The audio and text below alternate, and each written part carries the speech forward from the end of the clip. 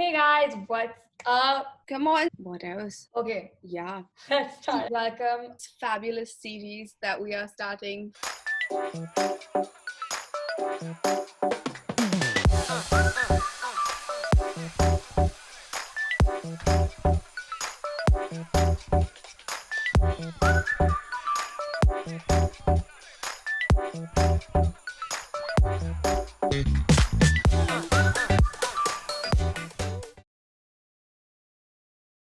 Hey guys, welcome. My name is Gauri, and today's video is a start of a series of videos which will be talking about college and college life, as well as what is going through a person's mind when they are thinking about college, like when they're in 11th and 12th. I have my friend with me here, and she and I did our schooling together. This is Aadya. What's up? And we both went to Shikshantar all the way from playgroup to 12th grade. Shikshantar school is in Gurgaon. It is a ISC board school. And in 11th and 12th, I had the subjects maths, English, economics, sociology, and art. Now I'm studying at a liberal arts university called Kriya University in Sri City, Andhra Pradesh. And this is Aadya. Aadya, why don't you introduce yourself? Yeah, I'm Aadya. My friends call me Adi. I'm studying archaeology at Durham University in the UK. I had sociology, history, geography, phys ed, and English as my board subjects. Gauri and I grew up together. Basically, we come from very similar households as well, but we are literally poles apart. Okay, so in today's video, we will be talking about what is going through a person's mind about the different options they have when they're in 11th, 12th about college. Say, do you know what you want to do? What are the options after school? Do you want to go to college? Do you not? Also, what is the differences between studying in India and studying abroad? What are the pros and cons? We're just going to be discussing, and these are our own perspectives. So if this helps you, then great. We are very happy. So let's get started. And for all of those Shikshandra people out there, consider this a path ahead you never had. An honest, brutal path ahead, the reality of university that was never told to you. So I hope this works. So if this helps you, then great. It's good. We're happy we can help you. But again, I would like to say, just like Gauri said earlier in the video, don't take this don't take this as solid advice. This isn't really advice. This is just us laying out the features of university down for you from our perspectives. That's it. Welcome to Level Up. So the first topic that we're gonna start talking about is clarity versus confusion. Um, this is mainly about like whether you know what you want to do after school or you don't, right? So one of the biggest things is that there are two kinds of higher education institutions after high school, and they are either educational institutions or vocational institutions. So a vocational institution will teach you to become a doctor or an engineer. It might not necessarily give you more knowledge, and an educational institute would be more subject based and learning based. This is my understanding of it. So, Adya, what do you think about these two things? Yes, I agree. And I feel like for someone, especially like I'm doing archaeology, I knew what I wanted to do from the beginning, meaning I am working towards a specific field and a specific career.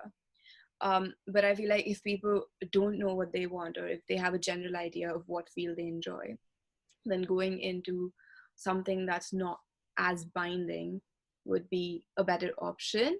But for people who do know that they want to become a doctor, they do know what system they want to go through, then they should definitely take up a vocational course. But again, I feel like in India there's sort of an opinion where they're like, if you are doing a degree such as like liberal arts or something much more open, or like a triple major that's just general subjects and that's not leading you to a job specifically, people don't take that seriously, in the sense that they will ask you, oh, what job are you getting? So under that pressure you will also think, oh, this is not going to do me any good. But it's very important to understand that whatever you end up doing, even if you do end up in a vocational course and you don't want to do that anymore, or if you end up in a like more open course and you don't want to do that anymore, there's always a chance to change later. But in terms of knowing what you want to do, if you do know, then that will obviously be an advantage for you because you can move on in that direction. So one thing I definitely just want to let you guys know is that some people know what they want to do, and good kudos to them. Like, you're lucky. But most people do not know what they want to do. Even if they think they do, after a while it changes. Even after high school ends, it changes. Like, there are so many people that I know that they gave the JEE and prepared for engineering and medical, and whether they got through or not was inconsequential to the fact that they didn't even know why they were doing it. So there are a lot of people who change their mind. So one thing is definitely be open minded. Like, definitely have goals.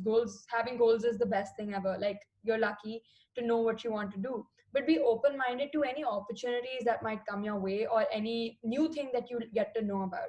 If you're confused, it's very important to be aware of the fact that you're confused. So if you can, just be like, know what you're thinking. And I think that's what was with me, is that I always knew what I was thinking, that the fact that I was thinking so many things, and Yeah. I was aware of the fact that I was confused. That kind of helped me to realize that maybe I want to explore more subjects before I actually decide anything. So which is why I kind of narrowed it down to liberal arts. Yeah, I feel like you shouldn't compromise on your interests. Stick by them. Hopefully you'll be fortunate enough to get a chance to follow them and you will end up somewhere. I know people who are only doing a vocational course because they feel that earning money as early as possible in their lives is a better way to go. The people that I know are really passionate about studying and exploring and learning. They're really passionate about it, but they choose to do a vocational course because they think money is more important. At the end of the day, money does run the world. So if you feel like that is the way to go, where you can do a vocational course and you can end up in a job that will help you earn money, and then you can slide off into your interests later in the years, that's your decision. But if you feel like you're just doing that because of your family or because your friends are saying, oh, but what job will you get if you do that, don't get influenced by that, don't get pushed by that, because at the end of the day you're the person who has to study for a fat 3 to 4 years for whatever you're going to do. So be careful when you're making that decision, and don't just, I said this before, don't compromise on your interests. It's very important to stick by them. Like, if you have decided that the next thing for you is college, then great. Have a goal, have a dream college. It's nice to have that. Have backups. It is very important to have backups. Don't pin all your hopes, because when you do that, you it is possible that those hopes will be crushed. It is possible. Work hard for whatever your goals are, definitely, but it is very important to have backups that you also like. Okay, Mm. it might even become the thing that was best for you in the end, even if you did get into your dream college. But it's very important to have backups, so that's just something I want to put on there. Secondly, research is Mm. so important. It is. It is. And I feel like, obviously, if at least for universities abroad, there's a lot of content online in the form of blogs, vlogs, general websites and stuff, and it's really out there. But for Indian universities, I feel like um, word of mouth is good. So if you know someone who's been there, then don't hesitate to get in touch. Do get in touch. Don't be shy. Like, at the end of the day, you don't want to compromise sending one text for the fact that you were just shy, and it could have helped you make a better decision. Yeah, I just want to say, get in touch with people, because that's actually one of the best ways of communicating and getting to know about things, about general environments and stuff. But for educational institutes, in terms of academics, I feel like the best way to research is online. So yeah, research on all your options and make sure you know what you're doing. Talk to people. Like Adya said, it's very important to talk to people. And yeah, last thing again, I will repeat myself by saying be open minded. I think that's Yeah. the best thing, and just look forward to your future. I guess that's cheesy, but it's there. Like, do look forward to your future because there's so much of it in front of you. And at the end of the day, wherever you end up, you will have to make a compromise. Like, your dream college may not turn out to be the best, you could have aimed for it for the past 2 years, but there will be problems there, and wherever you go there will be problems. So instead of thinking, oh, if I go here I won't have like problems or anything like that, that's not going to happen. You're going to have trouble anywhere you go, because that's just life. So yeah, aim for what you want, and then just go over all of the speed bumps that come your way. So just a recap, some people know what they want to do, a lot of people don't know what they want to do, and everybody is confused, and that is completely okay. There are two kinds of education institutions. Make sure you know what you're getting into and research on literally every aspect that you can about your colleges. Be aware of your thinking process, because it's good to know how you're reasoning. For myself, I like to make pro con lists. Have goals, have backups, and be open minded. That is it. Moving on to the next thing.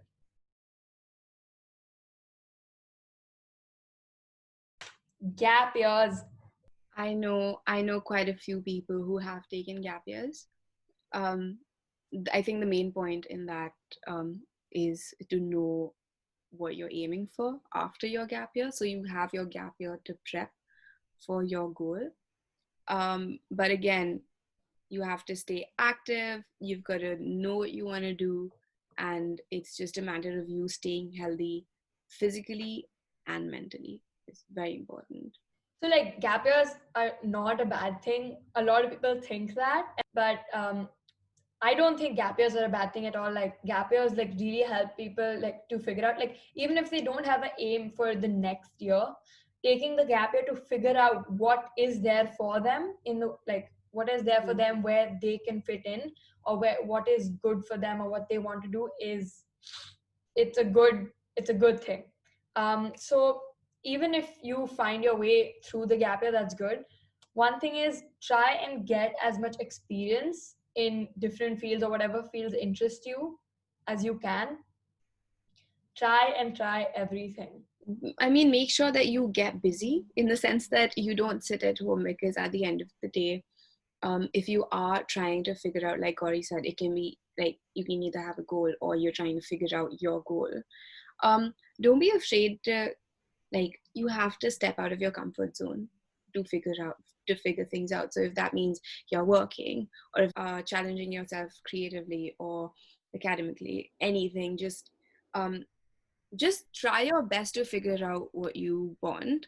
And even if you can't, then make sure that whatever you step into, even if you're taking another one, because I know people who've done like 2-3 gap years together, just make yourself feel comfortable, because at the end of the day, you don't want to end up in a situation where once you do figure out what you want to do, you're not healthy mentally, because that can be very tricky. um but yeah. Travel if Oh you yeah, can. travel. Travel. Travel. And also, like, Gauri and I were discussing earlier, sometimes taking gap years can obviously affect your mental health, because all of your friends are at university at that point, and they're starting new lives, and it's obviously their lives seem to be more sped up than for someone who is still trying to figure out what they're doing. Don't let that get to you, because I know it's easier said than done, but you're like, if you are taking a gap year, if you are considering it, you will catch up with that life very soon. And when that does come, then it'll feel better than it would have felt if you were doing something you didn't like, just for the sake of not taking some time off. So, um like, yeah, so gap years, like, do as much as you can.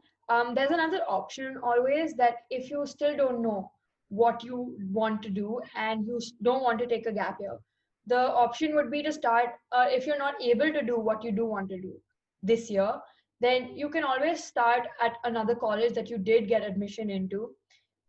Go be there for 6 months, figure out what is your next step, take that time, attend the college, give your best to that college if you can, and just take that time and take that experience of being in a college, and try and understand what you do want to do. And it's okay to drop out and start something new. It is. yeah, So if it that is is. what you need, then yeah, great. And sometimes what people do is that they, for let me just take my friend's example. Shout out to him, you know who he is. He went to DU to study. He always wanted to get into DU, okay? But by the end of like just before starting university, he realized that it may not be for him. So he started off, he went in with a positive attitude, but unfortunately, it didn't work out for him. So he dropped out midway. Then for 6.5 months, he just planned his application to go abroad, and he managed to secure position. He managed to get into a few colleges in London for economics, and now he's going to LSE this year. So he had half a gap year, and then he had to wait because university starts very late in this country. So now he's coming in September. But it's okay for you to step into something and then be like, I need a change. Same with one of our other friends. She's off to Singapore very soon, but she did her first year in Delhi. She was studying fashion, and she just didn't like it. It wasn't her thing. She wanted to explore a little bit more. So she changed midway. And I know other people who are also changing, not just transferring, starting over. And it's okay for you to do that. Another thing, just it's actually good that you figured out what you wanted rather than being confused for 3 years straight and being like, shit, not exactly what I was looking for. Even for competitive exams, like you go to a new college, if you didn't get through the competitive exams before, Yeah. you use that 1 year to do competitive exams. I also know like a lot of people who've taken a gap year just to be able to re-give their competitive exams, or started off at a college and then dropped out to be able to give their competitive exams. And that is okay, like JEE or NEET or anything. And whatever you think you want, like try and go after it, even if it might not have been the thing that you wanted earlier. Yeah, and no one's going to judge you. Like at the end of the day, if you're happy, then everyone will be happy for you. In India, we have a lot of like family pressure as well. Dude, if your parents are on board with you, even if they aren't, if you try to explain to them, obviously situations may differ from household to household, but at the end of the day, if you are happy and if they see you doing well in whatever field you are, it's fine and it's okay for you to try again and again. Like at the end of the day, just chill. It'll work out for itself. Moving on to our last topic for this video, India versus abroad. The pros and cons of each, or just we're just going to discuss about our own experiences because Aadya is abroad and I am in India. So Yeah. one thing I will say is that definitely weigh the pros and cons yourself, because your needs and wants are different than everybody else's. So know what you want. I feel like the first thing you need to look at is if they are funding your education and if you aren't looking for a scholarship, then you need to know if your parents have the money. Because if your parents don't have the money and you were to take a loan or something like that, then you'll have to prep earlier for it. If you then need to apply for a scholarship, you need to prep early. So you need to have a chat with your parents before anything else. That's important. Um, Don't Even be afraid before to applying. apply. A lot of colleges offer financial aid like even after you've gotten in. So Yeah, definitely. But I feel like it's very important to look at that. It's very important to look at that. Even if you are applying for financial aid, it happens pretty early. But obviously, if you are applying to see if you get in or not, and you don't plan to go in or figure it out after you get in, that's also fine. But that's one very big thing to look at, because when you're sitting in another country, you really underestimate how much money will go or you will spend, because things do happen and things do change. You know. yeah, I mean, if you do want to go abroad, I mean, you have to start thinking early. You have to start thinking, 10th, 11th, because then you have to give your SAT. For the SAT, which I gave, I did not apply anywhere abroad, but I gave the SAT for liberal arts colleges in India. But for SAT, if you want to, like, if you can get a good score in one go, great. Try and give it in 11th grade, because if you do need to give the test, then you need to apply again. And though there are 3 to 4 rounds every year, make sure that you try and get your SAT done in 11th, so that in 12th you're kind of free to do boards and extracurriculars that you need for your college application. So because of that, you need to start thinking earlier. And that's the thing. SAT. I know so many people who've given SAT, and they've gone till their third try and still haven't been satisfied with it. And you have to understand that it's a really difficult exam and it's very tricky, and it's not everyone's cup of tea. They could be scoring amazing scores at school, they could have infinite abilities, they could be extracurricular driven, amazing person, but you could still be bad at SATs. So don't like let that get to your heart, because not everyone can manage it. I know people who've done it without taking like extra classes, extra help, and then some people who've taken classes all their life and haven't been able to get a decent score. So I feel like at the end of the day, it may not be for you. So don't worry about that as much. One thing is definitely that if you are applying abroad, I think it's very important to have backups in India, not just abroad backup, but backups in India, because the whole thing that has happened this year is that so many people had applied to international colleges and they are not able to go because of the pandemic. And you never know if these situations come up, or any other situation could come up, some financial situation or something else. So it's very important, or even if your mind changes that you don't want to be so far away, it's very important to have backups in India that you feel are equivalent to your any option in international, in any country. Um, I can agree. yeah, so this was basically about applying to international colleges, but I think the differences, main differences between international and colleges and Indian colleges is the mindset of people. You would have experienced this better, Adya, so you can talk about this first. Obviously the culture is different, so you can't.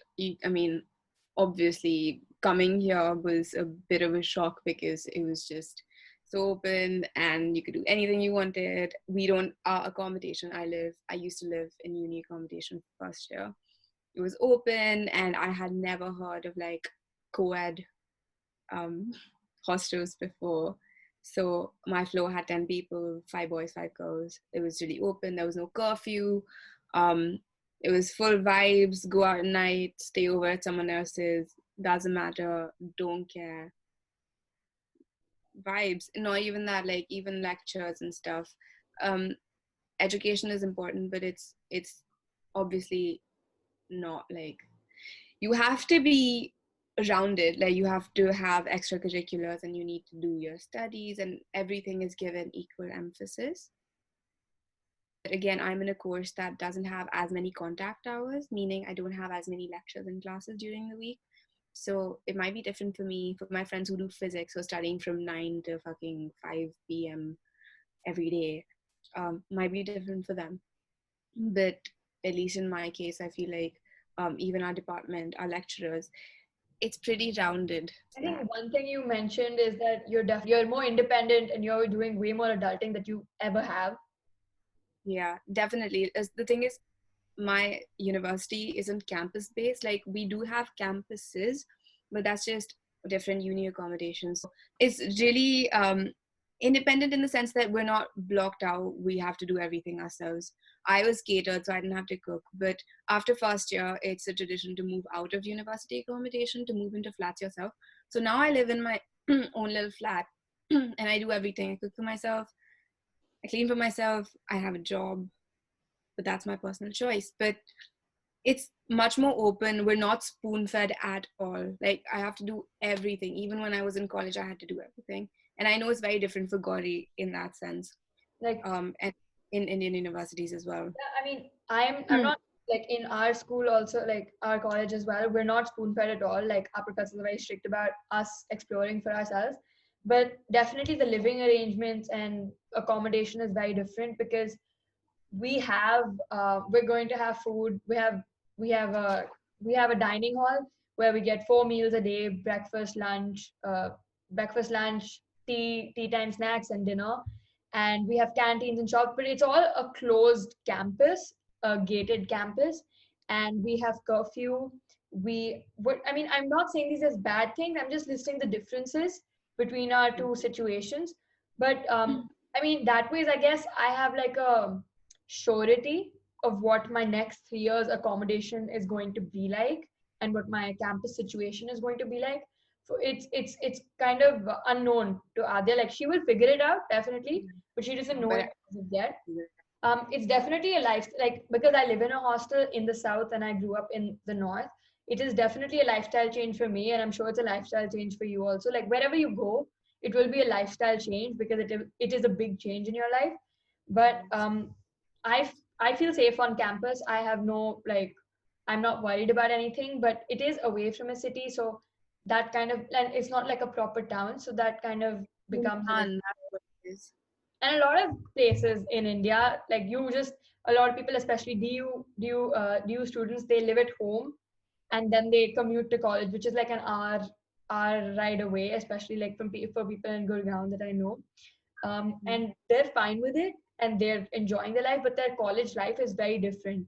There's a lot of glamour, obviously, about going outside. Yeah, again, like I, as a kid when I was growing up, I never had the, like, because obviously I'm not saying that my family couldn't afford it, but it was never in question because I was like, ah, theek hai, jo bhi hai, you know, chalta hai. Like I don't mind going anywhere. Like I didn't even mind going to DU in the beginning, but it's just what I wanted to do wasn't available in my country. Like even if it was, then it was like really wasn't as good as it could have been. So I was like, oh, you know what, let me start looking abroad. So it was, my plan was never to go abroad, ever. And somehow I managed to get into Durham, which is one of the best universities in the world for archaeology. My parents were like, you know what, go for it. Class education, perfect. So I originally never planned to go outside. So I never had that thing ki hota hai na ki kabhi kabhar people are like, oh, she's going abroad. Wow. Like some people associate abroad to being really tough to get in, and some people associate it with shit, uske marks nahi aaye isliye wo ja raha hai. It's neither. It's a different league altogether. Like if this is Indian education, Indian higher education, this is like higher education abroad. It's weirdly similar in the sense that it's both higher education, but it's so different. Like I came here and I struggled for the longest time because I came from such a different part of the world, and education meant something so different to me. And now it doesn't. Like now I run on this path, but it's different. Don't compare them unless your course is such that here you're getting a different kind of approach and here you're getting a different kind of approach. Just they're different. So don't take it as this is better or this is worse or this is better and this is worse. See what works for you. If this works for you, good for you. If this works for you, even better. Like whatever works for you. At the end of the day, don't look at it as, oh, if I go to the UK, I'll be legal to go to clubs and drink and my social life will be better. Who says that? Who says you will come here and make the best friends of your life? What if you struggle? You never know what might happen. People back home may have better social lives than you. Don't choose universities abroad because they're glamorous. I Choose think them. what I was trying to say is that don't go abroad and don't make such a big decision of your life just based on what you think is better Yeah. and based on the glamour of going abroad, because there is a certain glamour, I know, because I feel that it's glamorous, but I am very happy where I am as well. Like I only feel that it's glamorous because of maybe the freedom that somebody Yeah. who's studying abroad has, and I don't. But you know what? The quality of my education is not any less than anybody studying abroad, and I am satisfied with that. I feel like that's so important to say because when we're growing up and you're teenagers in school and shit, everyone talks about this. Oh, why are you applying? I'm applying to America. Like I'm going here, I'm going there. Oh no, they have this, they have that, they have frats. We go clubbing and we do this and stuff like that. Doesn't fucking matter because at the end of the day, you don't know where you're gonna be happy, and you can be happy wherever you are. And it all of that isn't linked to external superficial crap like that. So to sum this up, you know what? They're very different things.